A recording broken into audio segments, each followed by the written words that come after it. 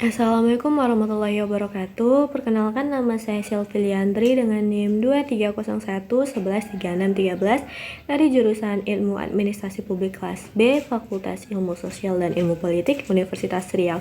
Nah, di sini saya akan menjawab soal-soal untuk ujian akhir semester mata kuliah Manajemen Perubahan dan Inovasi dalam Organisasi. Langsung saja ke pertanyaan yang pertama, yaitu kesalahan yang mungkin dilakukan oleh instansi sebelum krisis. Yang pertama itu mereka itu tidak membangun komunikasi dua arah yang baik dengan masyarakat di media sosial, sehingga ketika terjadi masalah, masyarakat itu akan menaruh curiga atau langsung curiga dan tidak percaya. Yang kedua itu instansi itu tidak transparan dalam memberikan informasi. Contohnya tentang penyaluran bantuan sosial, seperti mereka itu tidak mengumumkan data penerima, jumlah bantuannya itu berapa, atau proses distribusinya itu bagaimana.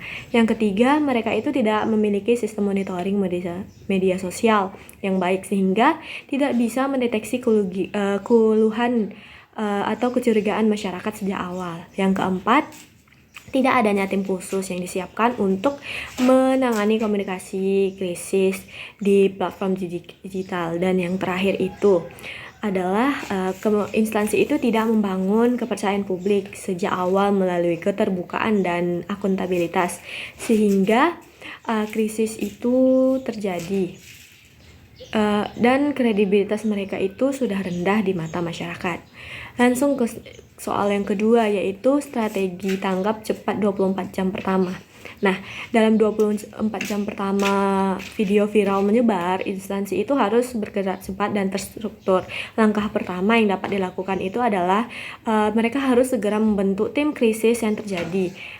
Timnya itu berisi humas, pimpinan, atau ahli-ahli komunikasi yang berkait di bidang itu, yang mana tim itu harus langsung memonitor ke semua platform media sosial untuk melihat seberapa luas penyebaran video itu dan bagaimana reaksi masyarakat terhadap video tersebut. Nah, selanjutnya lakukan investigasi internal cepat untuk mengumpulkan fakta yang ada, apakah benar terjadinya penyelewengan, siapa saja yang terlibat, dan seberapa besar masalahnya.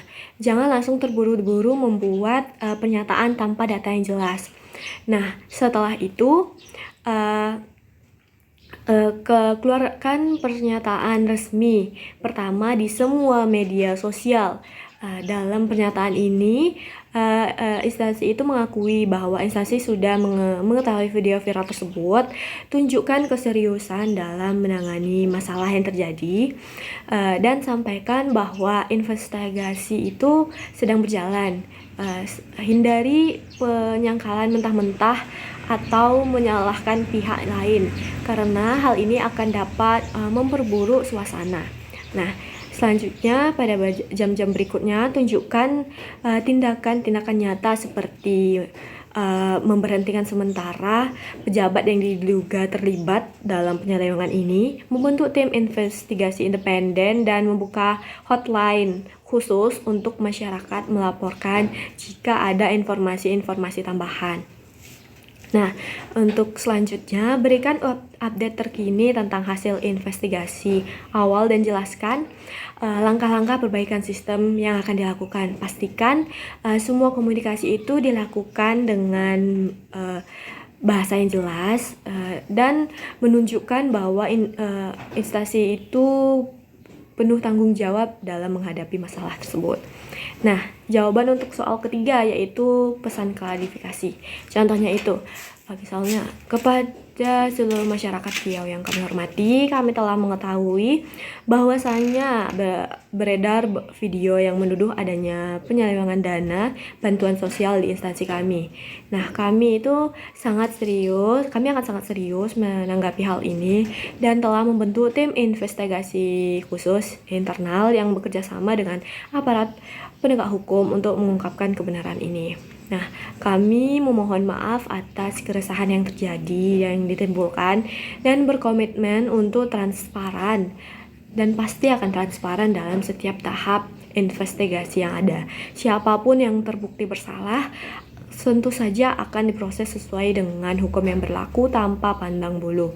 Kami akan memberikan update berkala melalui akun resmi kami dan mohon masyarakat tidak mudah terprovokasi oleh informasi yang belum terverifikasi. Terima kasih atas kepercayaan dan pengawasan langsung dari masyarakat yang telah membantu kami untuk mewujudkan pemerintahan yang bersih dan akuntabel. Nah, lanjut ke pertanyaan terakhir, yaitu penggunaan sentimen analisis.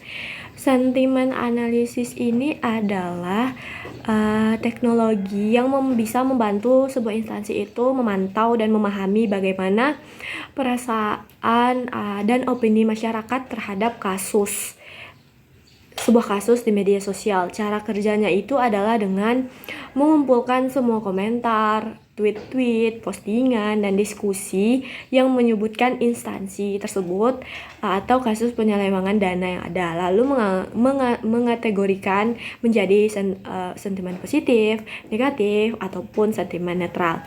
Nah, dengan sentimen analisis ini, instansi itu bisa mengukur seberapa besar kemarahan publik dan apakah kemarahan itu memang meningkat atau menurun setelah pernyataan resmi yang dilakukan atau yang dikeluarkan oleh instansi. Nah, jika klarifikasi sentimen negatif masih tinggi, berarti strategi komunikasi itu masih perlu diperbaiki. Nah, analisis ini juga membantu mengidentifikasi isu-isu spesifik yang paling membuat masyarakat itu marah. Misalnya, apakah mereka lebih fokus pada besarnya dana yang diselewengkan atau pada lambatnya respon pemerintah terhadap kasus ini, atau bahkan pada hukuman yang mereka anggap ringan gitu. Nah, sentimen analisis ini juga berguna untuk mendeteksi dini jika muncul isu baru atau hoax yang beredar. Misalnya tiba-tiba ada lonjakan sentimen negatif dengan topik baru. Nah, tim itu bisa segera menyelidiki dan merespon sebelum membesarnya masalah ini.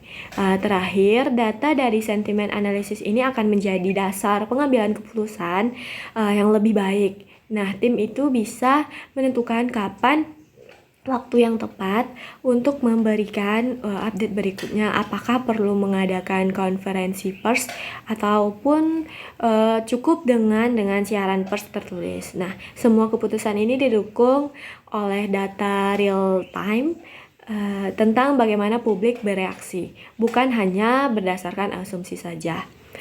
Sekian dari saya, itulah jawaban dari saya. Assalamualaikum warahmatullahi wabarakatuh.